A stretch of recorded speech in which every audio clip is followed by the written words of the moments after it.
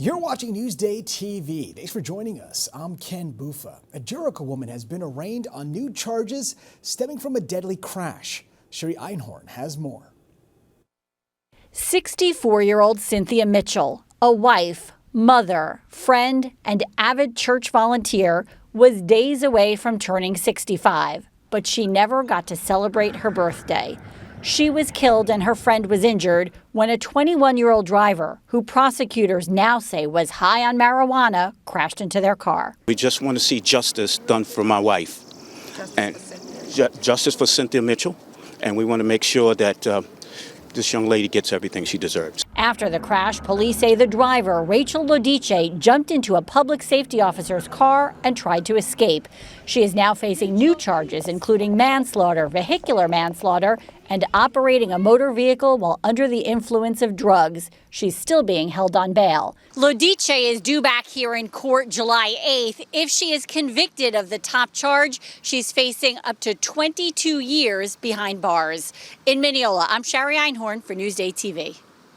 President Joe Biden is rolling out a new order with restrictions on migrants. The White House says it would stop migrants from being granted asylum while U.S. officials declare the border is overwhelmed.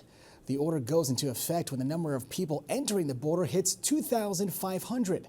The daily average is currently above that number, mind you. And Long Island drivers are killing a record number of turtles. Local nonprofit Turtle Rescue of the Hamptons says 36 turtles were killed on the North Fork after being hit by cars.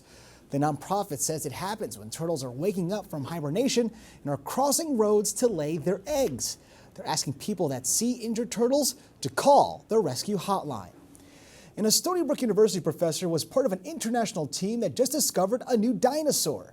Here's a picture of the bones the team found in Zimbabwe. It's part of a leg of a long-necked herbivorous dinosaur. The university says the new species lived 210 million years ago. It's only the fourth dinosaur species discovered in Zimbabwe.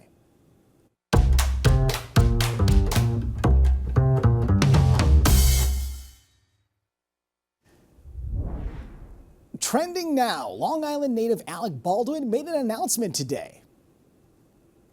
We're inviting you into our home to experience the ups and downs, the good, the bad, the wild, and the crazy. The actor and producer has 7 kids under the age of 10 with his wife. The show's working title is The Baldwins and is set to debut on TLC next year. And it was locker cleanout day for the Rangers. Newsday Rangers beat reporter Colin Stevenson spoke to some of the players. Tuesday was breakup day for the Rangers, whose season ended on Saturday night with a loss to the Florida Panthers in Game 6 of the Eastern Conference Final. The goal for the Rangers this year was to win the Stanley Cup, so on that note, it was not a successful season. However, they did win the President's Trophy, and they did make it to the Eastern Conference Final, one of the final 4 teams left in the chase for the Stanley Cup. Most wins in team history, and I think a lot of those things you're going to look back on in a lot of years and look at those things in a positive way. Obviously, we didn't get to the end goal, but I think it was a great season for us. We have a number of pieces that we know have worked and have clicked, and we're right there. I think this group knows that, and a couple bounces our way. Those last couple of games, we're sitting in a different spot. The question for the Rangers is, what do they have to do to get past the Florida Panthers? They feel like they're right there. They feel like they have the players that they need. They just have to play a little bit better next season. And they're dedicated to work all summer to get ready for that, be back in September, and try and do it again next year. For Newsday Sports, I'm Colin Stevenson. Now you can read more about the Rangers. Go to Newsday.com, click Get More below the Newsday TV video box.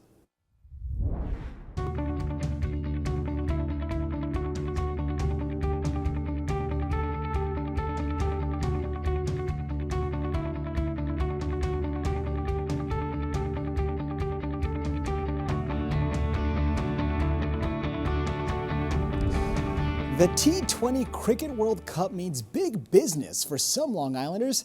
Macy Eglin has a story you'll see only in Newsday. funny. I mean, this is once in a lifetime. A lot of excitement among Long Island's cricket fans for the T20 World Cup at Eisenhower Park. I've been to other cricket stadiums in different countries. I think this blew my mind. I couldn't believe that they did this in 4 months. World-famous athletes and international tourists will be here for the action. Fans gearing up for the most highly anticipated game set for June 9th. I can't even describe if there is any bigger game than India versus Pakistan, and it's happening right next to us. Czar is selling jerseys at his shop in Bethpage, and his phone has been ringing off the hook. I think I had like 600-700 jerseys, and people are coming every day. Pearl in Hicksville will be hosting as many as 400 fans at $100 a person. And over in Garden City, Mint will open up 150 seats at $60 a piece. That includes food and drink. Most of the people doesn't want to spend $2,500 in a single ticket if they're having 10 people in their family. Owner Rubal Sika used to play cricket at Eisenhower Park as a kid. And it's so funny that we were playing on literally the same field, so it's really exciting. It's really exciting. We're looking forward to it. It's a beautiful sport, and I'm happy that it's coming into USA and everybody is getting to know about this sport. Reporting for NewsdayTV, I'm Macy Eglund. Now, to read more about cricket on Long Island, go to Newsday.com, click Get More below the Newsday video box. And some Long Island businesses have withstood the test of time. Elisa DiStefano takes a look at a story you'll see only in Newsday.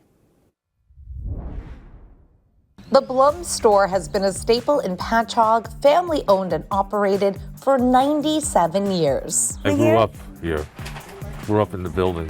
Owner Mark Ziegel is the grandson of the original owners. They opened up Blum's on Ocean Avenue.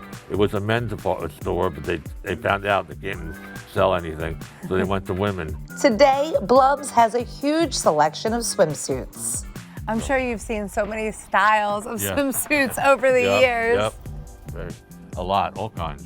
They also have a big bra department and lots of lingerie. We used to carry very sexy stuff. Keeping it classy here at Blum's. That was my father's favorite. Yeah.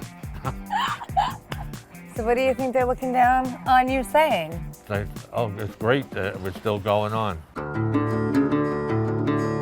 It all started with this record right here. This was the first record that we ever sold. That was in 1971 when Carl Groger's dad opened Looney Tunes record store in West Babylon. It's been family owned and operated in this spot ever since. Over the last 53 years, we've seen so many things change. I mean, we used to sell records, and then reel-to-reels, and then 8-tracks, and then cassettes, and then CDs, and now it's back to a lot of records again. We continue to reinvent ourselves and try to change with the time.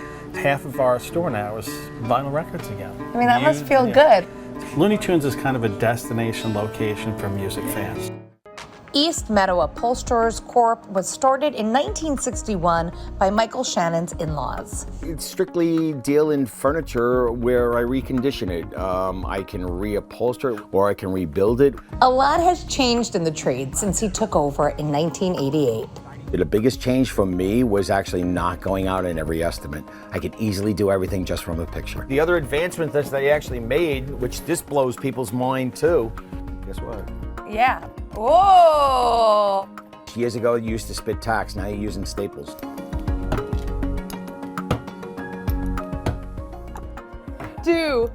So I had try this at home, people. 3, 6, 9, 12, almost 14 tacks there. Yeah, I take more integrity in rebuilding things and doing things the right way, only because I also have to stand behind it. People know where to find me. Elisa DiStefano, Newsday TV. Amazing. Now, to read more about Long Island's oldest stores, go to Newsday.com, click Get More below the Newsday TV video box. Now let's take a look at your partly cloudy Long Island weather. It's going to be a gorgeous night tonight with temps just around 60s, and tomorrow we're going to be in the mid-70s. But tomorrow we will have some cloud cover. Take a look.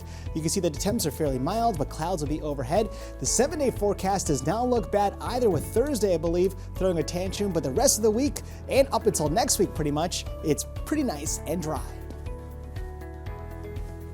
Long Island weather is brought to you by Fire Island Ferries. You're watching Newsday TV. I'm Ken Bufa. Thank you so much for joining us.